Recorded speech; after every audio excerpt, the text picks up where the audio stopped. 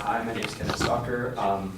Today I'm going to be refuting what Albert and Cassie have said, and I'm going to be supporting what Sam has said. So first, I'm going to be refuting the claim that uses of animals for scientific research should be abandoned. First, my opponent Albert said that the use of animals in research is irrelevant, unnecessary, and cruel. He stated that humans are not that related to animals, that what we do on animals does not directly correlate to what's going to happen in humans.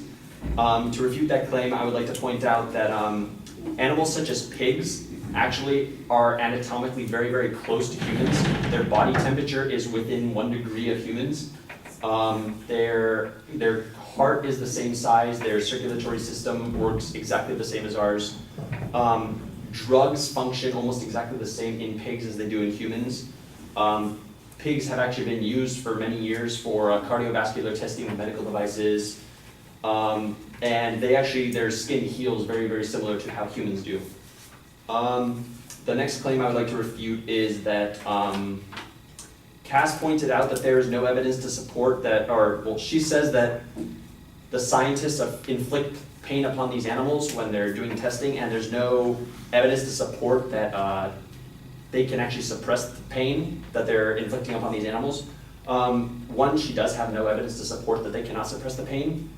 And there are regulations to guide researchers on how to care for the animals.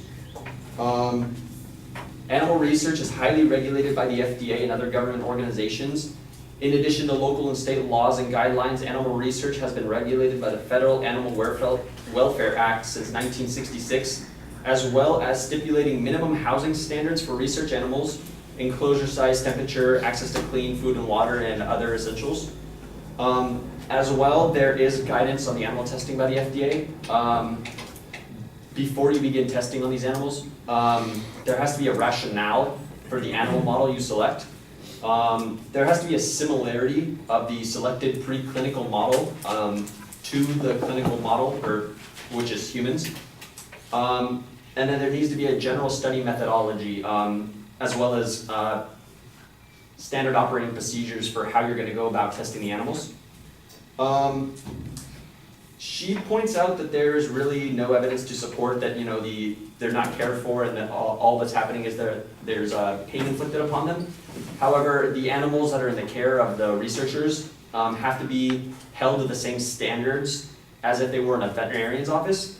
According to the Journal of Natural Genetics, because stressed or crowded animals produce unreliable search results, and many phenotypes are only accessible in contented animals in enriched environments, it is in the best interest of the researchers to not cut corners or neglect welfare issues of the animals. And as I already pointed out, there are a lot of FDA regulations regulating how the animals are treated in their environments.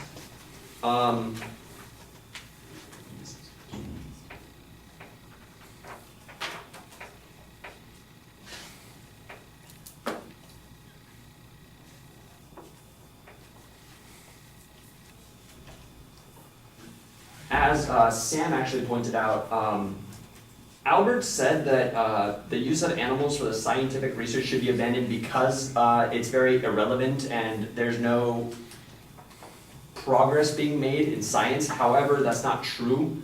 There's a lot of progress being made.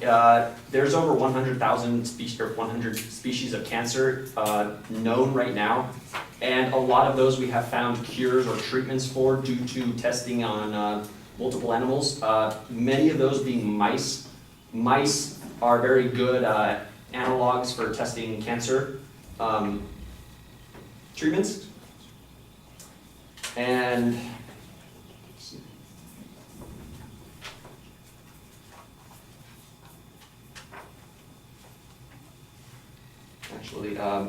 actually in conclusion, I would just like to point out that I believe I have successfully refuted Albert and Cassie's claims that animal research should be abandoned because it is irrelevant, unnecessary, and cruel.